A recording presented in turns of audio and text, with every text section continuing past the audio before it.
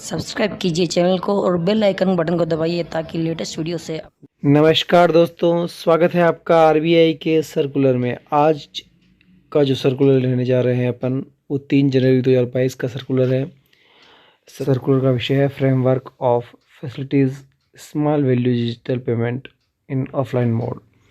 RBI जो ऐलान कर रहा है, इसमें बिना इंटरनेट के जो भुगतान होगा 200 रुपये तक का डिजिटल भुगतान, उसके रिगार्डिंग ये सर्कुलर में आरबीआई घोषणा कर रहा है कि बिना इंटरनेट के 200 रुपये तक का भुगतान हो सकेगा। उसी के रिगार्डिंग ये बात हो रही है। ग्रामीण और शहरी इलाकों में जो डिजिटल लेन देन को बढ़ावा देने के लिए भारतीय रिजर्व बैंक ने पर ट्रांजेक्शन 200 रुपये तक के ऑफलाइन भुगतान को मंजूरी दी है। उसी की रिगार्डिंग ये सर्कुलर रहेगा। इसलिए आरबीआई ने एक फ्रेमवर्क जारी किया है जो इस सर्कुलर में है। लेकिन ऑफलाइन भुगतान की जो कुल सीमा है 2000 रुपये तक की तय की गई है। ऑफलाइन डिजिटल भुगतान का मतलब ऐसे लेन देन से है जिसमें इंटरनेट या टेलीकॉम कनेक्टिविटी की ज़रूरत नहीं होती है। ऑफलाइन मोड के तहत कार्ड, वॉलेट और मोबाइल में आमने सामने भुगतान किया जा सकता है। आरबीआई ने कहा है कि इस भुगतान के लिए ऑथेंटिकेशन की ज़रूरत नहीं होगी। भुगतान के ऑफलाइन होने के कारण उपभोक्ता को अलर्ट कुछ समय बाद मिलेगा। स्मॉल वैल्यू डिजिटल पेमेंट को बढ़ावा देने के लिए आरबीआई के इस फ्रेमवर्क के अनुसार 200 रुपये तक का अधिकतम ऑफलाइन भुगतान किया जा सकेगा। ऑफलाइन भुगतान की कुल सीमा 2000 रुपये तय की गई है। ऑफलाइन लेन देन से खराब या कमज़ोर इंटरनेट या दूर संचार कनेक्टिविटी वाले क्षेत्र में डिजिटल लेन देन को बढ़ावा देने की उम्मीद है। खासतौर पर शहरी और ग्रामीण इलाकों में नया फ्रेमवर्क तुरंत प्रभाव से लागू होगा। चलिए अपन डिटेल में सर्कुलर को देखते हैं क्या बोलता है।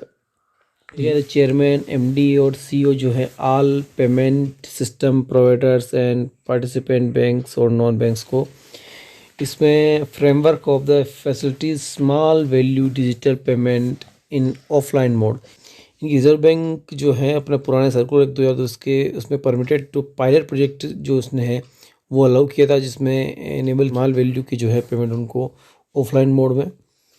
Pilot testing was undertaken by some entities during the period from September 2020 से जुलाई 2021 के बीच में जो पायलट प्रोजेक्ट किया गया था और इनकी फीडबैक के पायलट टेस्टिंग जो है अंडरटेक की गई थी, उसके आधार पे framework carrying out the small value digital payments in offline modes across the country would be introduce.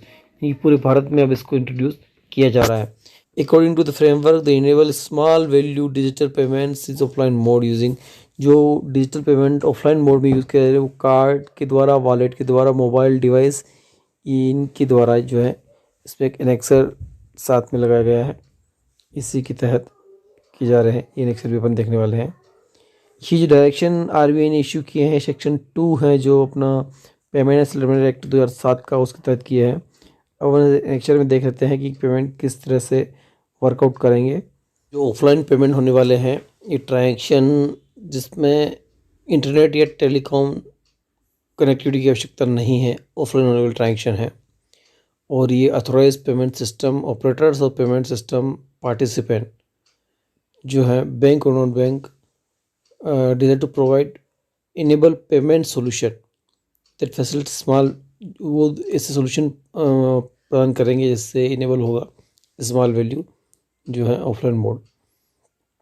इसके अलावा ऑफलाइन पेमेंट में भी मेड यूजिंग एनी चैनल और instrument like cards, wallets and mobile device के द्वारा किया जाएगा। और ऑफलाइन पेमेंट्स जो हैं वो proximal face to face mode होगा। और ऑफलाइन पेमेंट्स ट्रांजेक्शन में भी offered without additional face of authentication F है, यानी कि जिसे पासवर्ड या फिर वो जो आपका ओटीपी है उसकी आवश्यकता इसमें नहीं रहेगी। और payment instrument shall be enable of offline transaction based on the explicit consents of the consumer and such transaction using cards shall be allowed without a requirement to switch on the contactless transaction channel। इनकी इसमें contactless होगा ये, छोड़ इसको।